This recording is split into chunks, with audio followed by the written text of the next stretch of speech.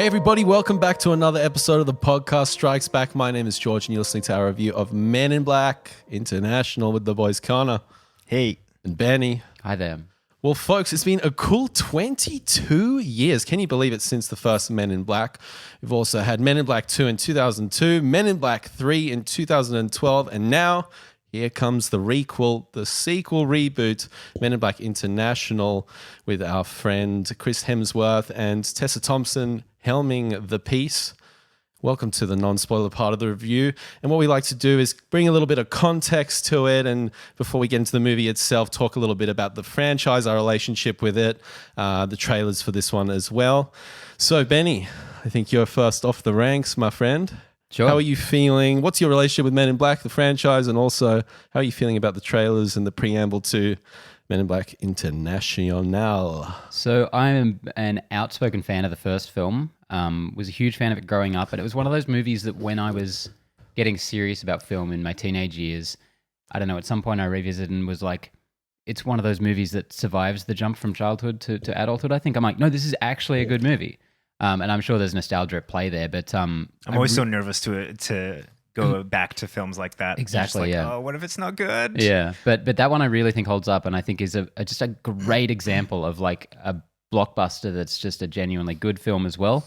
The second film I enjoyed when I was a kid, because I was a kid and kids are dumb. I haven't watched that one in many years. Everyone seems to hate it. I still have some fond feelings for moments in it at the very least.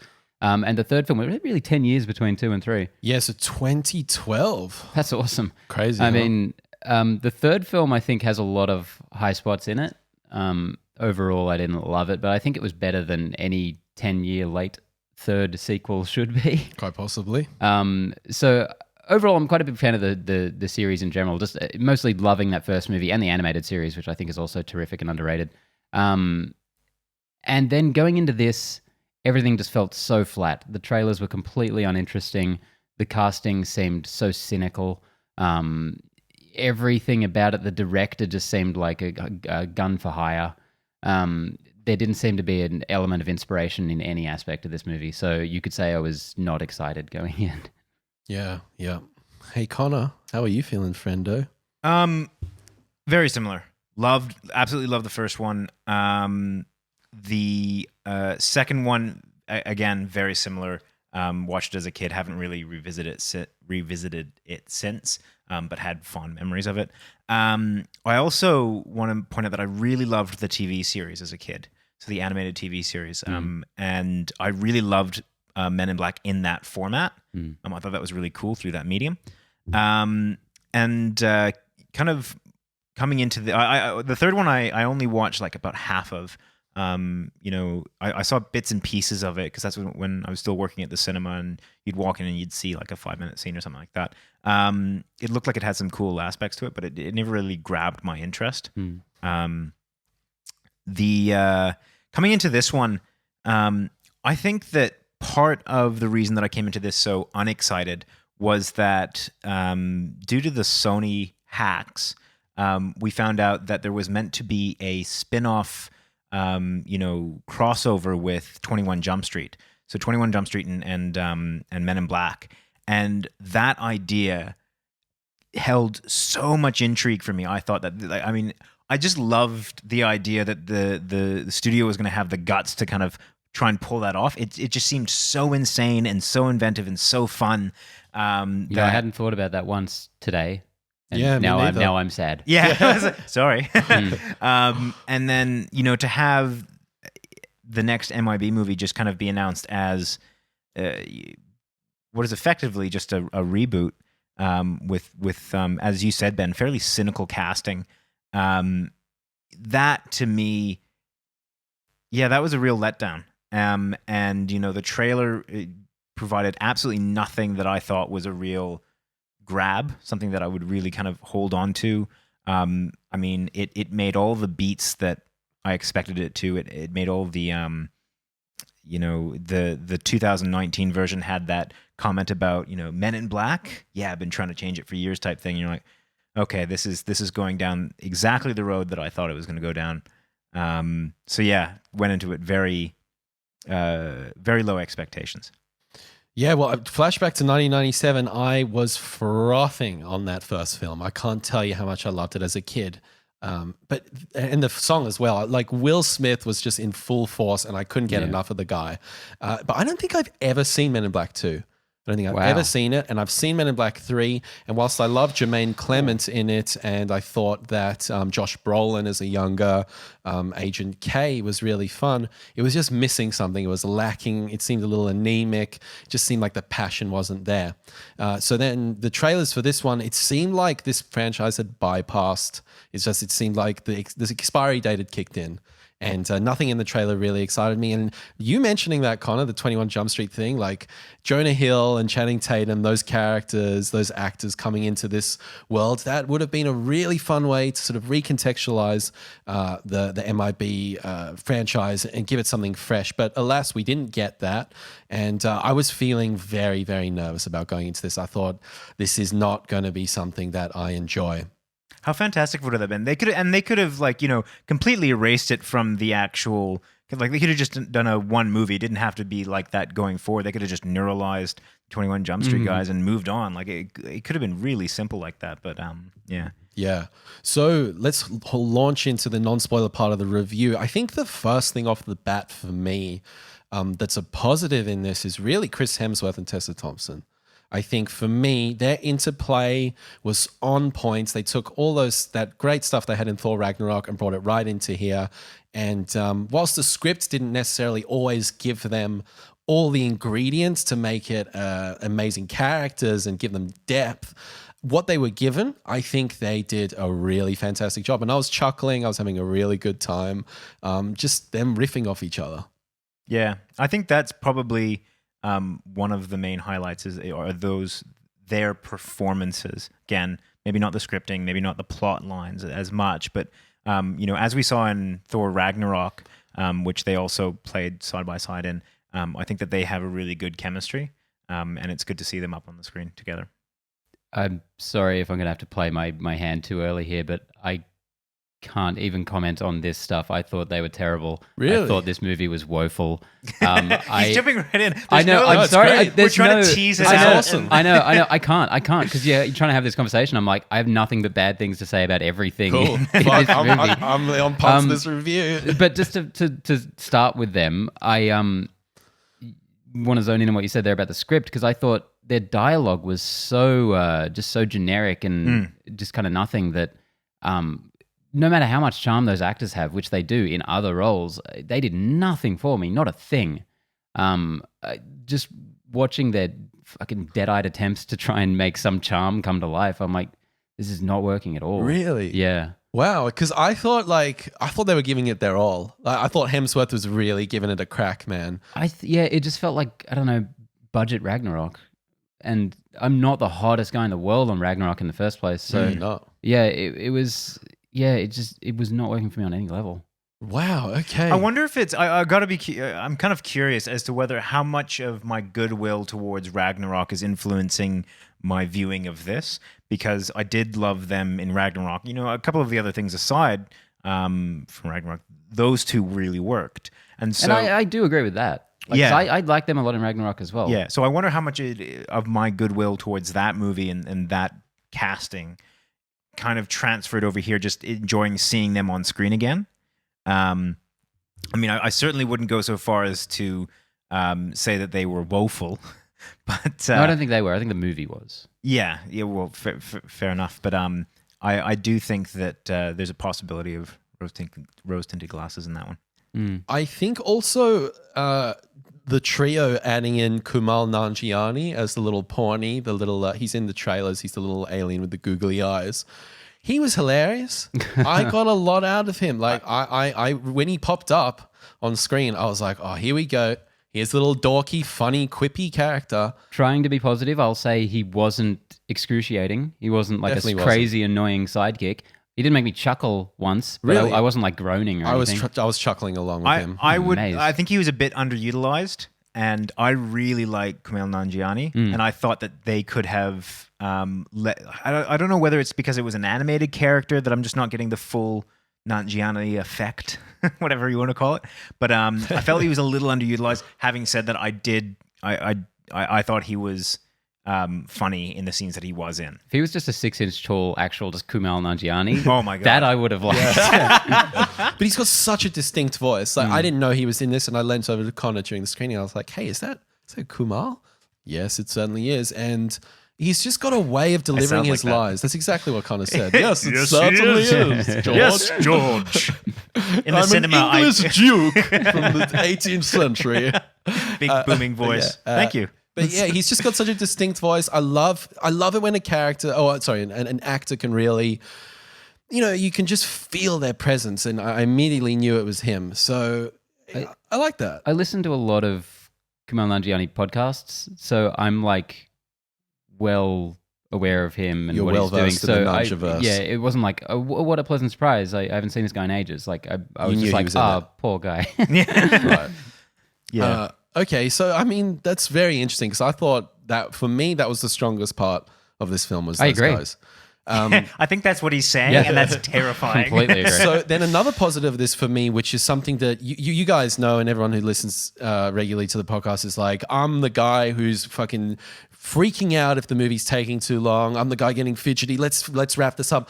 I thought this film was paced pretty damn well. It held my intrigue. As I said, nothing in here was amazing, but it kept the momentum going and it didn't overstay its welcome. And I always appreciate that from a director or an editor. So this movie's just shy of 2 hours. The original movie, which I think is brilliant in most every way, is 98 minutes long. How awesome is that? For the first movie in the franchise, it has to set up the whole world and the characters. This one's lean. This one's about 2 hours. I got about halfway through. I'm like, I really want this to hurry up. Really? Yeah, because I don't think the pacing was terrible. It's just the plot itself was so kind of standard and obvious when it was playing its hand as to where it was going. I'm like, why do not belabor this? Like, just get to it. The pacing isn't the problem. It's the fact that everything else sucked, I guess. So another point I agree with. No, I tend to agree with you, George, about the pacing. Like, there was no kind of section of this movie that I felt The like lull or whatever. that necessary lull. I think the movie as a whole is a bit, again, not so much as a lull, but it kind of constant lull. yeah, It's a kind of 2 hour lull. maintains like this kind of. It's never really great. It's never shit. It's kind of. Not to give too much away about what I thought of it, but I was kind of somewhere in the middle with this film. And I never thought anything was too egregious. I never thought anything was really great. I agree. I think it was very constant. But what I will say in terms of kind of probably the most damning thing about it is that as soon as I left the cinema, I struggled to really come up with any strong emotion about this movie either way. When I was watching it, there were parts. I find this movie really perplexing to talk about because there's parts that I was like, I was never not entertained, but never really. It's very The strange. highs are not high, the lows are not low. Yeah. It's that middle block. I completely agree And with I you. guess that's why I'm coming at this so hard, because I don't know if you guys have recognized this pattern in me. I hate mediocre movies. Like, there is nothing More even than terrible in this movie yeah. to latch onto. So it doesn't evoke any human emotion, and that kind of makes me angry. So it's like a secondary anger at the film. Yeah. But that's just me. I wish I could say this movie made me feel something, but it did not. Yeah. I think that's the overarching sentiment. And I mean, we've just come out of the cinema from this film. And in that time, I was looking up to make sure that I was up to date on the entire franchise because I knew that there was, 3 movies and, one TV series. I was trying to figure out if they had any other mediums. They have a comic book, which is what the movie was based on originally. Very, very loosely. Yeah. But I saw a headline for a review, which was that this movie was kind of forgettable. And that struck me as kind of, hitting it just dead center. This movie it doesn't evoke anything. It's not really kind of, it doesn't even evoke any kind of real strong feelings of nostalgia. Like I figured it at the very least that there would be, I'd either feel kind of positive or negative towards the heartstrings that they're trying to pull for like a mid-90s, late 90s film, and just nothing. Staying on positives here, I thought this film looks pretty polished. You're I a thought, trooper, George. The CG And whilst nothing was outstanding, I thought overall it was a solid package, and nothing looked terrible. Nothing looked like nothing really popped out of me to say, "Ooh, that creature looks really, really bad." I'll give some props to the actual execution of the villains and even the design work for the villains. I thought they were really cool. The shape-shifting guys. Yeah, and you see them in the trailer, but when you see them in the actual movie, the way that they move, the way that they interact with the world around them and the characters, I was actually quite impressed by that. I thought that was very cool. Well, again, not enough to really carry a movie or kind of make me go raving about it, but at the time I was thinking like, yeah, that's really cool. Yeah, I was trying to think, because I knew we'd be talking about positives first, and coming out of the movie, I was trying to think of like a pull quote that I could give as the main positive thing in the movie, and the best I could come up with was that was a really terrible waste of pretty good visual effects, because I think they are quite strong in this movie. That seems to be an area that they really focused on, given that the first one was so pioneering in so many ways and such a great melding of CGI and practical effects from Rick Baker. Were there I do think practical aliens in this? Yeah, there are a few kind of walking around in the backgrounds and stuff, and I think a few sort of augmented hybrid. Yeah, and when the full CGI creations as well, I thought mostly looked like really, really good, like absolute top of the line. I agree, and I appreciated that. I didn't necessarily like the design. Yeah, same. There's some creatures in here where I'm like, that's not the bug from MIB1, No, because that's a wicked looking monster. Some things in here look like Beanie Babies, and like the colors used for certain characters, I just thought didn't work for me. But in terms of execution, I liked it. Yeah. So I've been the positive one here so far, and my gas tank is pretty much nullified. I thought I was going to have to carry the positive vibes for this film. I think my gas tank's out. Yeah. I think we're going swinging in with the negatives now.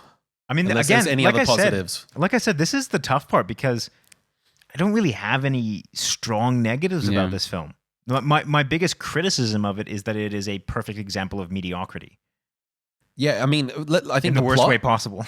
I think the plot is one of the most rote, generic, mediocre plots that you'll ever see. And you leant over to me. I picked it right in the and first. You go, this is going to happen. And I thought to myself, that's exactly what's going to happen. Yeah, and 22 years since that first movie. This is the best they could come up with. It's so sad.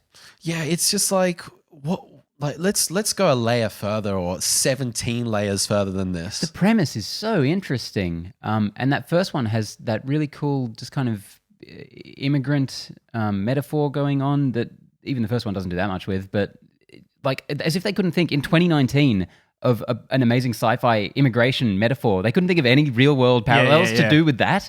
I know it's massively missed kind of like a family film, but Jesus, there's so many options. Yeah, it just doesn't have that level of finesse that the first one had. And while it has been a number of years, like there's scenes that I will never forget from that film. Like the guy in the head, the little alien, the grasshopper or whatever his gun was. Noisy cricket, yeah. Noisy cricket, the giant, what's his name? I just remember giving birth to an octopus. Yeah, things like that's who's the main bad guy in that? What's the actor's name? Vincent D'Onofrio. Vincent D'Onofrio's character, his performance, the giant cockroach. There's something it's all iconic. There's something etching in your mind about that the way that he moves. And there's nothing in here. It's already fucking fading from my brain matter. Even the animated series had some really cool plot lines. Like there's the one about Alpha, one of the first MIB agents who kind of goes bad and starts like augmenting his body with alien body parts, and just by the end of the series he's this hideous monster. That would have been something really cool to tackle.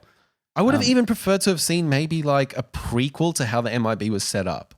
It's just something else because there was just nothing in here. Like it was going along and there was a certain mystery that was happening, but that really was not enough to keep me engaged. What I think that this movie is kind of heavily relying on, and I am dangerously close to internet troll territory, is that this is a 2019 movie about a series called Men in Black, and they've got a woman to go and play the main character in this thing. And I think that the way that I think about this very cynically is that the production or the kind of head execs thought, how do we make this applicable and how do we make it palatable to a 2019 audience. Oh, I know. We'll stick a woman in there, and everyone will be really happy. But they don't even hit that angle. But I mean, Like not there's a throwaway line about it. But there's about 3 or 4 too many, and it's what I found so egregious about it is that it doesn't tackle anything in any really kind of serious way. They think that they can just write a couple of quips in there, and oh yeah, we've done our part. You know, we can still call it Men in Black because we've made the quip about it. And I thought it just felt so self-serving, and it didn't really. I felt bad for Tessa Thompson because I think that she played such a cool character in Thor Ragnarok, and it's less on the nose in that one, but you get the sense of it, and in this one it just felt like she was just being used as a kind of, I don't know, it felt icky. Yeah, I know what you mean to a certain degree, but I don't know. There is a cynicism layer in there, but I guess that's the executives. I'll clarify. I'm all for her being a lead in a MIB movie. I have absolutely no issue with that. I think that she, like, based just on what she she dressed a little bit more. Oh, I almost a little bit less. I just want her to be in a good MIB movie. I don't want that to be the catch that I think the production or whoever was thought this is what will sell tickets. I want her to be in a good MIB film, and I think that's more powerful than anything else. And I just felt like it was it fell flat. Mm. But it really annoys me. I really dig. I just found her. I find Tessa Thompson very watchable. I think she is a true talent, and I loved her in Annihilation. I loved her in Thor Ragnarok.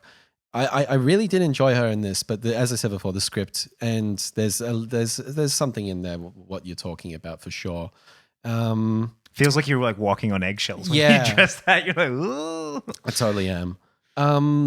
What else in the non-spoiler part of this, guys? What are we feeling here? Look, I feel like there's a lot to jump into with the spoiler section. I don't know if there's anything specifics that you guys want to talk about that you felt was negative that we can kind of jump onto without getting into spoilers, but I'm pretty happy to jump in.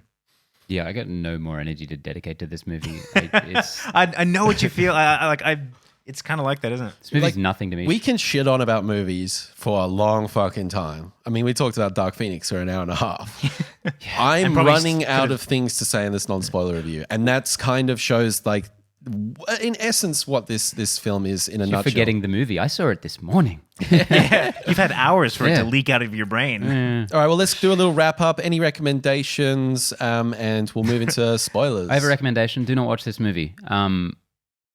I earnestly mean that, and I'd never really say that in the movie. I'm always looking for positives. I got nothing out of this film. I don't think I've ever seen you, like, in all the reviews we've done for this podcast, which must be in the 50 to 100 by now. Yeah.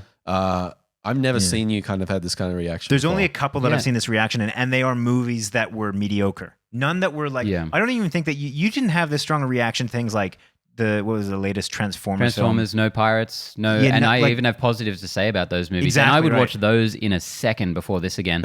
Watching a bad film, at least there's something to like grab onto. Exactly, and so bad it's oh, good this is kind of bad. thing. Like there's no such thing as so average it's good. Like Yeah. it's just flatlining the entire time. I would recommend MIB 1, 2, or 3, 10 times before this.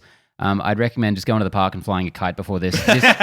This is Oh, no. Sitting on the toilet taking a 2-hour dump with your phone. This was a sad time for me. This is one of those movies that makes me rethink this job. I know that sounds extreme, but watching this just makes me think about the whole industry and how pointless and cynical all of this bullshit is. And it kind of makes me hate blockbuster filmmaking. Like, I want to go watch some French auteur film after I was this. gonna say, this is how artsy like film critics are created. Exactly, They watch exactly. one too many MIB4. Exactly. It just something clicks in their brain where like I will only watch movies that have like 6 to 10 minutes of silence in the middle of it. Yeah. That's the only way I'm going to get through this. Yeah, one French word repeated 18 times over the course of 95 minutes. Beautiful, beautiful. It's because Sydney Film Festival is on, isn't it? Right? Rub it off on me, yeah. I saw Robert Pattinson in High Life. I'm like, this isn't film. No, but seriously, This is so good. you guys know I love blockbusters. I'm always there Thursday morning, first session for them. I love my superhero movies. I love these Men in Black movies previously. This was just honestly depressing, and I would recommend avoiding it. Connor, can you follow that up? Fuck. Fuck. I'm out. Look, yeah. Mic drop. Look, this movie is kind of the type of movie that I would consider I have nothing better to do, put on while I do something else type movie. If you're doing the dishes, watch this movie on your iPad. If you're fucking ironing shirts, go and chuck this on while you iron shirts. Like this, I mean, don't devote your entire attention to this film because it doesn't deserve all your attention. I mean, having said that, I think that look, while I was watching this, I was never angry at this film. I don't want to say that I was bored by this film because I wasn't bored by it. It's competent enough to have kept my attention. The problem with it is that it didn't do anything with that attention, really, apart from just kind of being mildly entertaining, sort of. And I mean, so yeah, it's not the worst film that you'll see all year, but it's probably something I'd wait for like a Netflix or a Stan and chuck it on when you have something better to do. Yeah. Yeah, for me, I think I like this the most, but that doesn't really say much. I think that this is a very forgettable movie. I think that it's not bringing anything new to the table. That's the problem with it. It's recycling a lot of things, and it doesn't have its own identity. And for that reason, it's kind of whisks by, and it doesn't do anything that really pissed me off or got me angry. In the cinemas, like even Godzilla, I was like, all right, let's wrap this up. I never got that feeling in this film, but by the end of it, it's sort of like, all right, well, that's kind of what I was expecting in a way. And it's you always want to be surprised. You always want to be proven wrong on that gut feeling going into a film. But hey, we didn't win this time, people. So Nobody won this time. Nobody won. But this is going to bomb hard as well. Apparently, they're looking at a terrible first weekend. Yeah, and that's a bummer for Hemsworth because other than Thor, he just has not found that secondary role to. He's poison outside of Thor, outside of Marvel. It's crazy. He needs to hold on to that, man. He's doing the Ryan Reynolds, who was dangerously close to never working again before Deadpool came along. Yeah, Thor 4, 5, 6, sign him up. Yeah. I mean, he's probably doing well enough that he doesn't need to work again. Oh, totally. But like,